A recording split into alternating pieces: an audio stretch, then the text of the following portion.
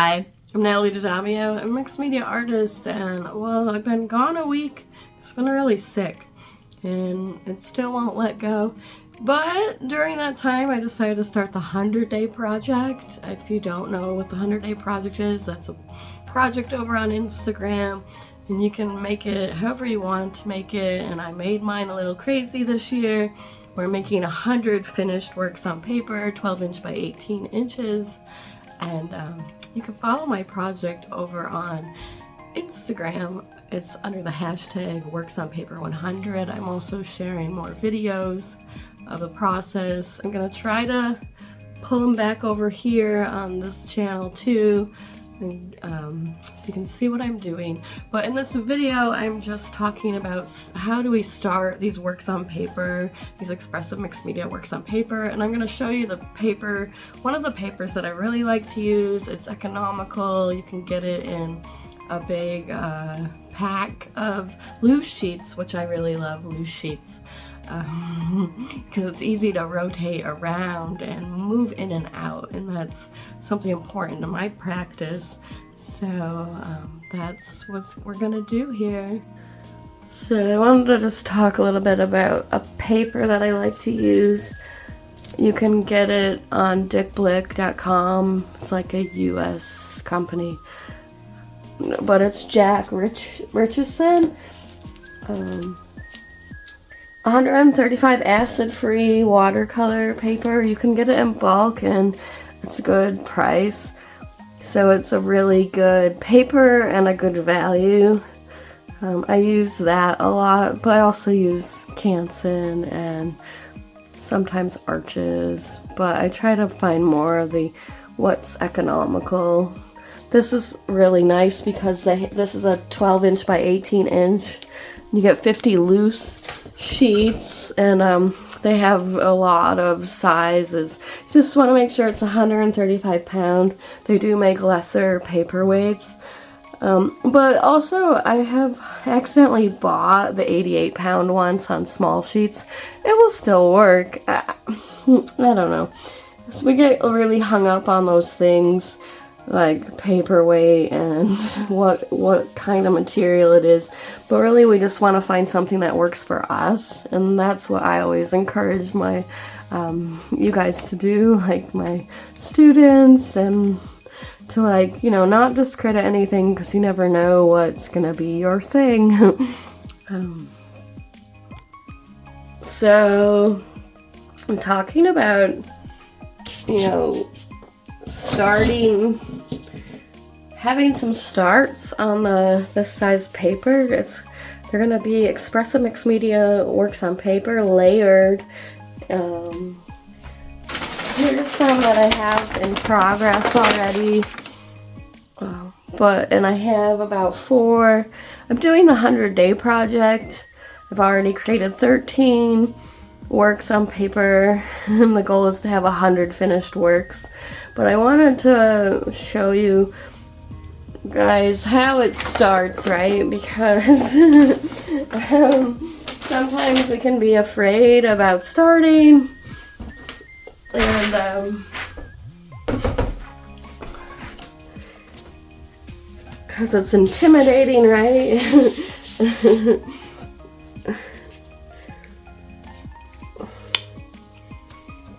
So a lot of the times I'm just grabbing what's next to me, maybe, or I might see or hear the color blue because I'm clear sentient audience.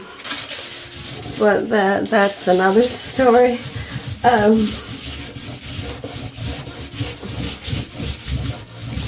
You know, once you work long enough, you start to develop your own interest in lots of things. In color, in material, in expression, even the way maybe you hold the brush. Like, it can be as simple as that, and then it could be as complex as, you know, a specific color scheme that you're always drawn to. Of course, that can always change. So for me, I found out that I really need to have mixed media. I have to have this drawing element because of the tactile nature of how it feels. And I love, you know, collage. So I am a mixed media artist.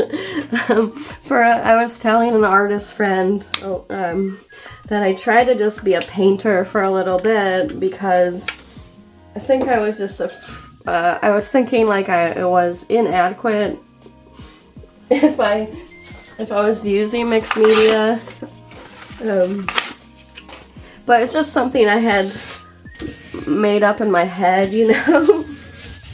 You know, sometimes we go through these phases of doubt and insecurity and even fear, because, you know, well, what happens is it's part of a process. This is my belief. It's not like you want to linger there, and there's ways to get out of it. It's just by being mindful, actually, and continue to do the work no matter what. That's why it's good to show up daily. So I'm just like, I do know my colors pretty well. Like, you know, certain colors like this Dilated Yellow by Golden. And, well, I just use this cheap, like, blue. This is this Anita's brand. You can find it in the US in the Hobby Lobby. And it's a pretty good acrylic,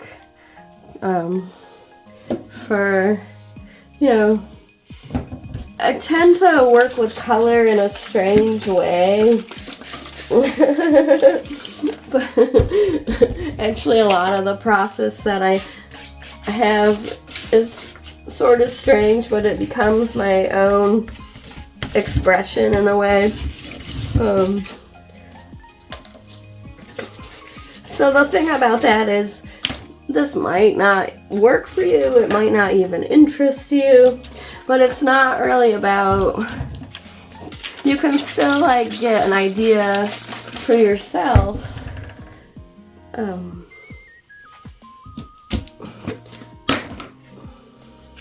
I think just by watching someone else's process and investigating what, you know, someone does, you're gonna pick up an element here and there. You know, you might love a certain aspect of this. Oh, you love the way I use color, or you love the way the mark making happens, and then what happens is you go and explore that on your own and then find your own way through and with it. And that's just what any teacher is really doing, is just teaching you to open up to yourself more, not necessarily to be an exact copy, because who wants that? But you know, at times in the learning phase, you're probably going to copy. So nobody really, I want to say that nobody really owns like art or these ideas. They're all out there. It's just the way we start to compose them. So don't feel afraid if I don't know. That's really, I want to talk more about that going forward in a deeper way, but right now I'm just building this work. So I'm gonna start adding like collage papers, because what I want is, I can show you, I want to be able to cover it over and use that as an element in my design. And sometimes you can get some neat like effects through like tearing through the paper. So what will happen in this process is, well, I like to work on multiples in the same time and kind of rather quickly. But right now, this feels like complete on the first pass, but it's only a first pass. But what I like to do is I like to let this sit and percolate, you know, and move on. So you can kind of see that it's just another iteration of a moment. Because it's only a first layer, I am enjoying myself, like,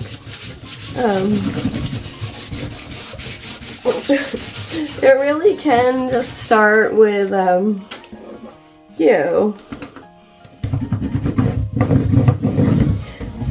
these marks and just the color, and then, you know, it's layered. These are layered works, so we think about that process, like, because sometimes maybe it wouldn't be layered as much. Like in this case, this is good for me, and I left it here. I like to use the paper as the white space at times.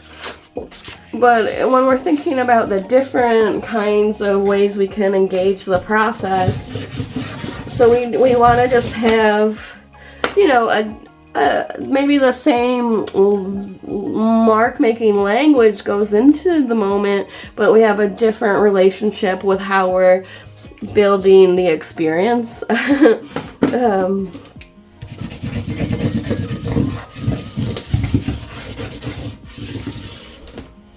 So when you start to like think about the relationship to what you're doing, you can really just carve out your own lane. You start to carve out your own lane, and this is simple. Like, I'm not using a paintbrush, I'm using this like ripped up paper as an application. And what you want to like keep in mind as you're like experimenting and exploring these different avenues as you build up, you know, this is just building a layer, but these things, like just applying the paint differently can have an effect. And also it can have, you want to think about the direct connection it has with you in a deeper way. It seems simplistic, it's just a folded up piece of paper, but is like an experience that happens. And then overall you're gonna like learn over time what works best for you the more you make. I really can't stress that enough. It's not about even what I'm telling you, it's about you showing up to your practice like daily. At least, you know, I would say, you know, it's not realistic always, and I get that because I was really sick and one day I couldn't do something, but I still got out there when I had a little burst of energy, and I got curious about what was going on, you know. And sometimes those are some of the most, I have found, most profound moments in our practice when we think we, you know, oh, I'm not going to show up because we make X, Y, and Z excuse, you know. And I'm going to say it's an excuse, and I'm just speaking from my personal experience. I spent plenty of time not being an artist, pretending I was, in fear, in victim mode, and I'm going to talk about those things in separate videos more, because I want to unpack what that really means, and I want to unpack these harder topics that I don't hear many people talk about, because it's not like favorable for, you know, certain situations. Like, people I think are afraid to admit certain aspects of things. I know, and I'm only saying that from my own experience because I know I was for a long time, but I also know like some of the most profound things that have helped me are when people have shared the harder truths about their experience, and those things have really opened me in a different kind of way. So I noticed that for myself over the last 7 years, and now that I'm in a place and position where I can speak into those points, because I am on the other side of a lot of the fear, but depending on the day, I still have the fear, you know. And you know, there's that quote that says every new version of, or every new like progression out is going to require another version of you. Like, you need to create a new version of you. And that's really true in art and life. I don't know who said that, and I think I'm butchering what they said, but the idea is, as you grow through these moments, oops, that's the same blue. Anyway, as you grow through these moments, you get the opportunity, whoops, to like explore, you know, to open wider and open deeper to yourself. In the process of it all, not just like making the work, but finding out what's important to you, but not just like the technical aspects of something. It's like really the emotional, energetic, and spiritual aspects, and that's from my perspective as well. And that's what I'm good at actually helping people do, is open up to more freedom in art and life.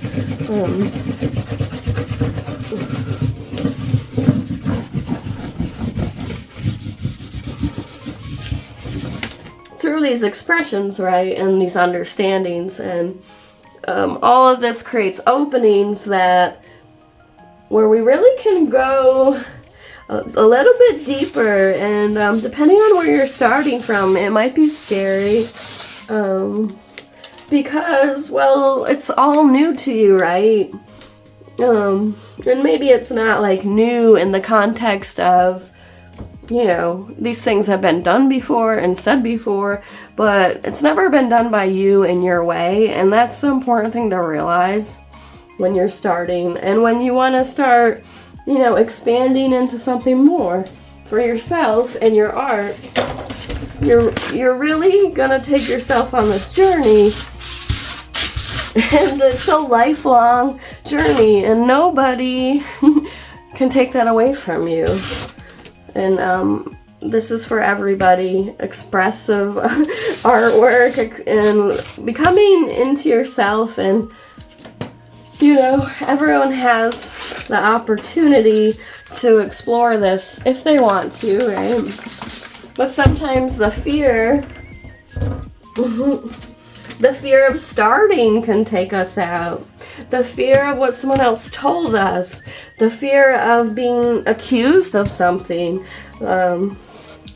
Like, maybe someone said that you were taking something from them in the creative work, but you cannot really take anything from anyone. I just want to stress that. Like, you have the right to your expression, and any good teacher out there knows that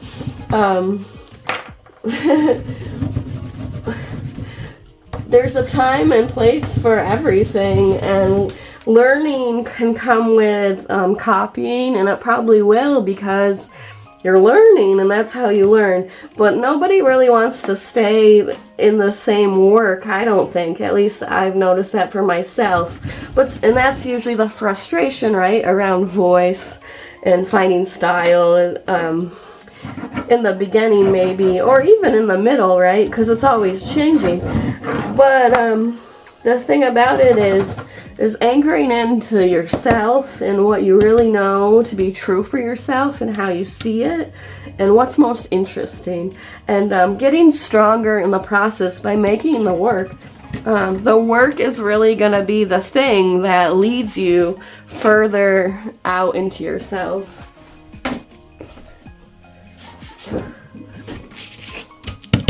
So, I just wanted to say that it's a personal thing for me, something I had to go through and learn the hard way, and I just want you guys to know that it's safe to be who you are and to express what you'd want, and you know, it's all been done before, most of it.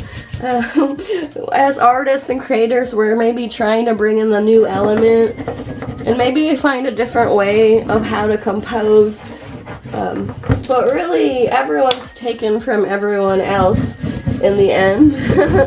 So when you think about it that way, you know, we're just all learning and in this process together. And the beauty about really learning from someone that understands that is that They're going to create a wide open space for you to assimilate all that information. They're not going to be attached as much to their personal stuff. It's going to be more open and free in the process of understanding what it means to become, because, you know, I think a lot of good teachers have, you know, really worked hard to address their own fears and insecurities in the process. At least that's what I've noticed for myself, not just in like art making, but in spirituality and energetic teaching, and any really good open-ended teaching will really encourage you to be who you are and know that we're all allowed this expression in life to belong. And that's kind of what I'm interested in carrying forward in my teachings. It does have a spiritual element to it too. But you know, in that same token, just because it is one point of view that I hold, it doesn't mean you're not allowed to open up to something different within yourself. It's just about helping you see wider, not just in the way we compose the surface, but the way we can open to ourselves internally.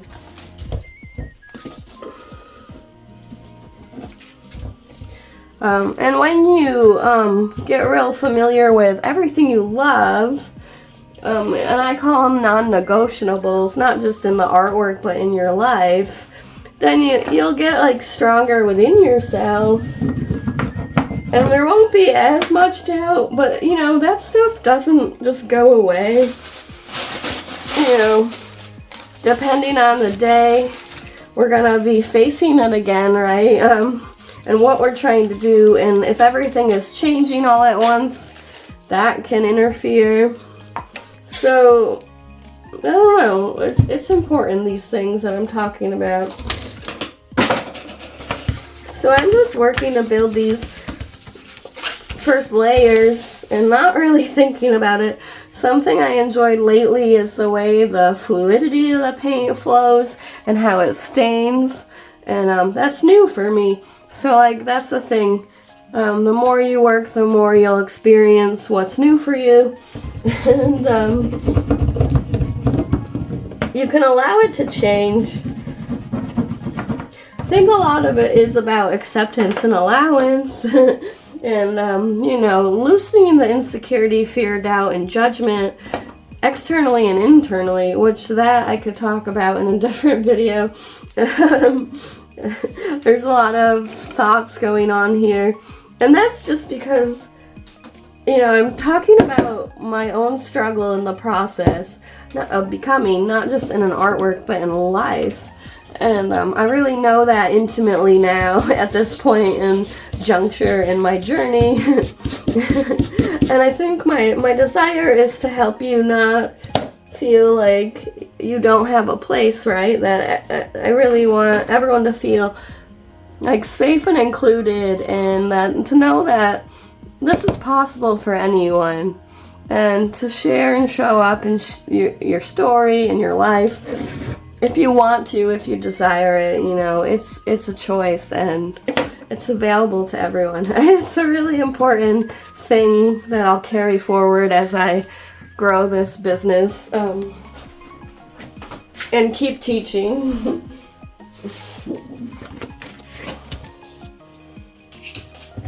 So when we can kind of take ownership and claim that stuff for ourselves, while we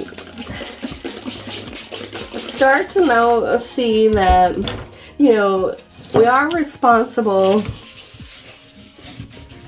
for showing up. And there will be criticism, because not everyone's gonna like it, and those are the harder things to end up learning to face.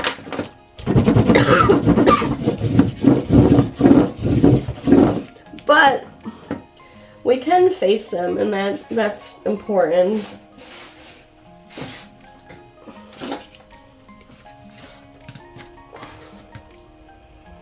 So as much as I love to talk about the technical and the way something's built, I also like to talk about the deeper aspects of the internal and the emotional, because I know like how much I struggled in the beginning and sometimes still can depending on the day. But that is for me where the real work happened.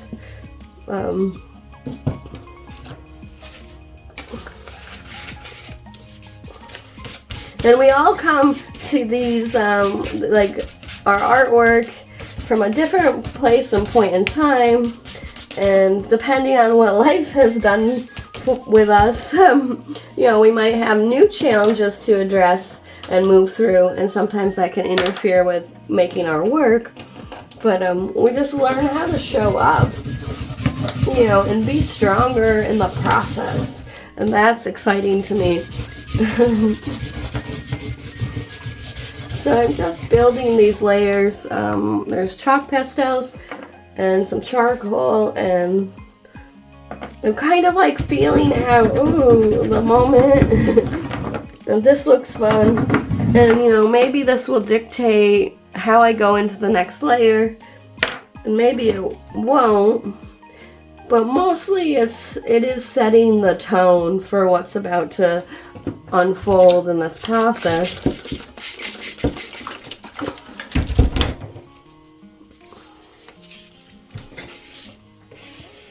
I really like gliding the paint over the, and sometimes flicking it. It's become a thing. I don't know. So it's all these little things that we pay attention to over time that amount into, these new directions for ourselves individually, right?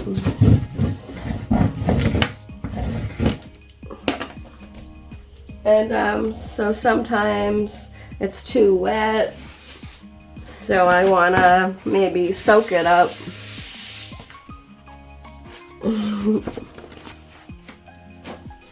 Also, this is when I'll set it aside and let it dry. So I hope you enjoyed watching these starts on paper and hearing a little my philosophy behind things, and some things that I'm really adamant and that are really important to me as I go forward with this business, and building my practice and sharing and showing what's important, not just in the way I show up to the work, but how I show up to the experience, the life, the deep emotional aspects, the spiritual components, the energetic, ethereal ideas, the abstract. That's what it's all about here. Going deeper, opening wider, and learning how to be free, not just in art, but life.